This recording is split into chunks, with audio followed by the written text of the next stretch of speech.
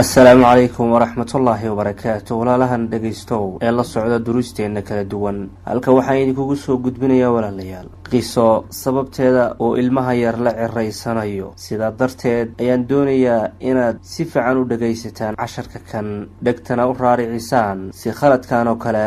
ay noogu dhicin oo markaasi noloshiina adduunyo midina aakhiro ay soo baabeen markaad dhageysatid kadib ra'yigaada iyo xikmadda adiga ku goonida ah ee fikirkaada iyo aragtidaada kugu dhalisay nala wadaag ilaahay idinkiisa qisadani waxaan idinkula wadaagaynaa waxaa weeye walaalayaal si aad ugu dhicin khaladka kan oo ku dhacay wiilkan dhalinyarada ah gaar ahaan waxay ku socotaa qisadan ragga waa wiil dhalinyaro oo guursaday gabadh uu aad u jeclaa sanad iyo bar kadib guurkoodii xiriirkii ayaga ka dhaxeeyay hoos u dhac baa ku yimid iyo khilaafaad aad u badan kadibna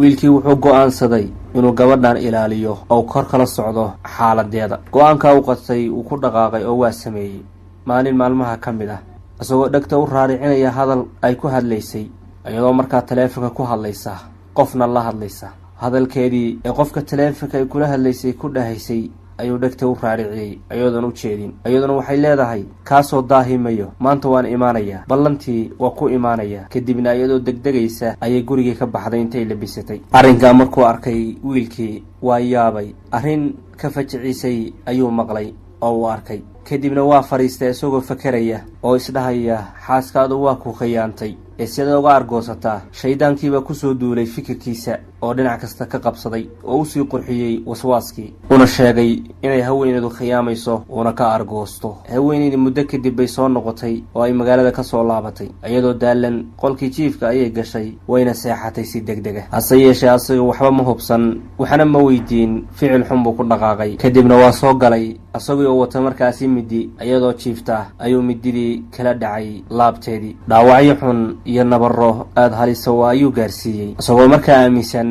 inay khiyaantay isagoo sidaasi ku sugan taleefankiibaa soo qayliyey oo soo dhacay wuxuuna mooday qofkii marka hore ay la hadlaysay inuu yahay qofkan hadda soo wacaya taleefanka asagiibaa si degdega taleefanka u qabsaday oo u jawaabay qofkiiba hadal ku bilaabay arrintaada markaan daraasaynay dhinac kastana ka fiirinay waxaynu ogaanay inuu ku hayo gabadh yahay kansarka dhiigga isagiibaa yaabay indhuhuuna taagay qofkii taleefanka soo wacay ayaa hadalka sii wato wuxuu yidhi hay-addu waxay go'aansatay inay ku kaalmayso oo lacag aada isku daaweysay ay ku siiso marka hadday suurtagal tahay beri xafiiska kusoo noqo oo imow subxaan allah wuxuu mooday ninkan xaaskiisu inay khiyaamayso hase yeeshee iyadu way xanuunsan tahay oo kansarka dhiigga haya muddo dheer ayayna iskaga dabalaabanaysay hay-ad dadka caawisa si ay bal uga hesho lacag ay isku daaweyso waayo xaaladooda dhinaca nololeed way hooseyso kharash badan ma isa haysan iyaduna ninkeeda saysa u murugelin ayay ka qarisay oo arrinkaa umaysa sheegin laakiin nolosha ayay faaruqday dhaawacyadii u geystay sababtooda arrinkaasoo uu keenay malihiisa xun iyo shakiga uusa iska hubsan su-aasha waxaa weeye ma ninkaa khaldan mise haweenayda